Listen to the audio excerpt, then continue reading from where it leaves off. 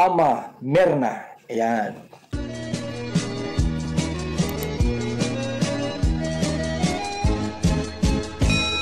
Good morning! Narito naman po tayo sa konting reaksyon tungkol dito po kay Jomar at kay Carla. Itong trending na love team na kinagigiliwan, kinakikiligan at ikinasisiya ng mga manonood, mga viewers. Totoo naman na talagang masaya kapag napapanood mo ang Jomar at Carla. Dahil sabi nga ni Dr. Love, di ba? Ang nakaraan ay nakaraan na. Iwanan na natin yung mga nangyari itong 2023 at ngayong 2024 na. Ito na yung bagong trend ngayon, yung bagong namamayagpag na love team na kinagigiliwan ng lahat. Ito nga, Jomar at Carla, Cedric at Rose, David at Joy. Yan yung mga love team ngayon na inaabangan ng mga manonood natin, lalo na mga kalingap. Maging ako rin pinapanood ko rin itong mga ito. At ito nga kay Jomar at Carla, magbibigay ako ng konting reaction dito dahil ito, napasaya na naman ako. Mula umpisa nga hanggang matapos ay nangawit yung aking pisngi sa paggiti sa panunod ko ng Jomar at Carla. Si Jomar nga, di ba, kuya siya ni Carla. Kuya ang tawag ni Carla kay Jomar. Pero ayaw ni Jomar na kuya ang itatawag sa kanya ni Carla. Ayun, napalitan nga, ginawa ni Carla na best. O, di ba? Tawagan nila ay best kasi siya yung best friend ni Carla.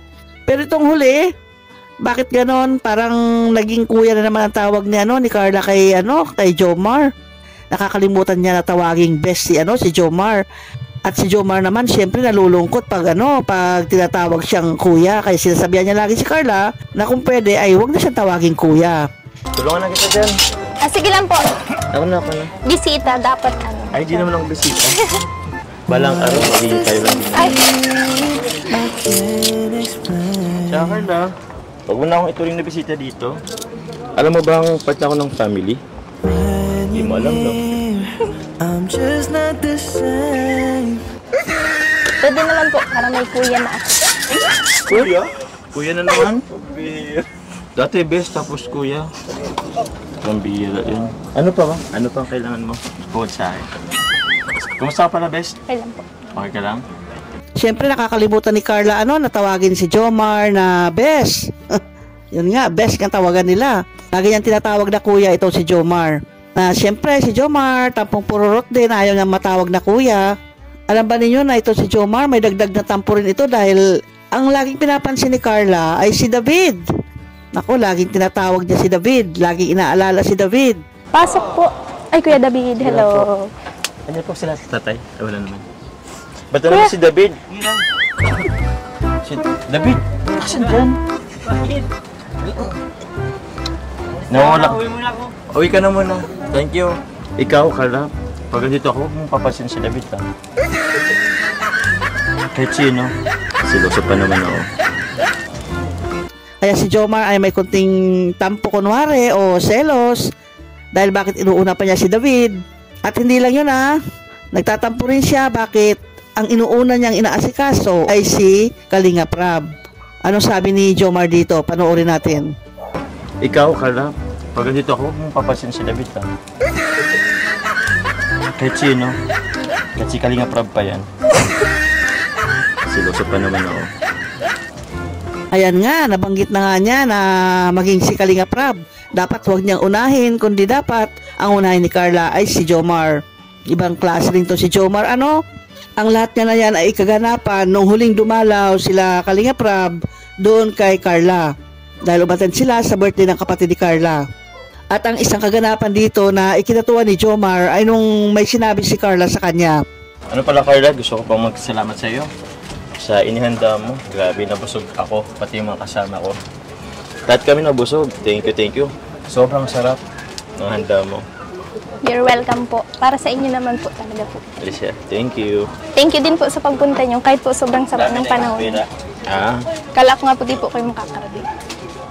Alam mo, basta mga taong importante sa buhay mo, mag-effort kami, lalo na ako. Kaya, ayos lang yun. Expect mo sa mga darating pang kung anong okasyon, kung sino man yan, pupunta ako. Kuya Jomar. Pwede po ba kitang maging escort?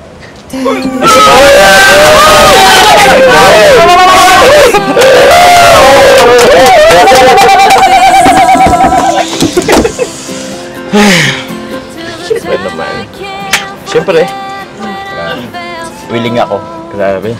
Natuwa naman ako sa ano mong yun. Actually, tagal ko na hinihintay eh. Minsan nga parang gusto ko na ako na mismo mag-request eh, pero inintay lang talaga kita. Pero... Tama-tama pala punta natin dito, ano? Oo, tama-tama.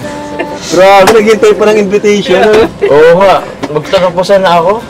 Malapit na, di man lang nagano ng birthday si Carla. Pero thank you. Ayun, inimbitahan siya na kung pwede maging siya ang escort sa debut ni Carla. Sa wakas, nasabi na rin niya. Kasi yun ang inaantay talaga ni Jomar eh. Yung imbitahin siya.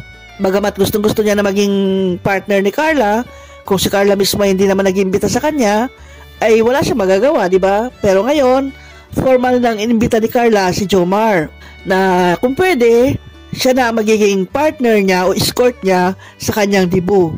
Malapit na yan at itong January magaganap yan. Abangan natin yung kaganapan sa debut ni Carla at abangan din natin kung anong reaksyon ni Jomar na siya magiging escort niya. Sigurado masaya ito at maraming mapapakilig na naman. Inaabangan din kasi yan eh, yung love team nilang dalawa. Normal na normal ang kanilang kilos, ang kanilang mga sinasabi na kahit scripted yan, di ba? Sasabihin lang naman ni Kalinga Prab, ito ang gagawin ninyo ha, o ganito, ganito. Pero yung pagbibigkas na, o yung pagsasabi ng mga salita, ay nagmumula na mismo yan kila Jomar at kay Carla.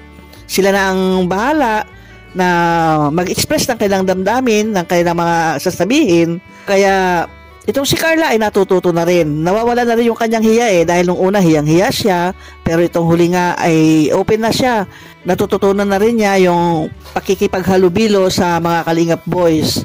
Tinuruan siya nila Kalinga Prab kung ano ba yung dapat niyang sabihin, ano ba ang dapat niya ikilos, ano ba ang dapat niyang galawan pag siya ini-interview. Dahil si Carla kasi ay sobrang mahiyain yan. Kaya dapat may mag-guide pa sa kanya nang sa ganon, lalong umimprove o magkaroon siya ng tiwala sa kanyang sarili sa pakikipag-usap sa mga tao, lalo na sa mga kalingap. Yan, abangan na lang natin ha, ang debut ni Carla nagaganapin ngayong January. Sigurado maraming mapapasaya at maraming kikiligin sa kaganapang ito. Okay, hanggang dito na lang.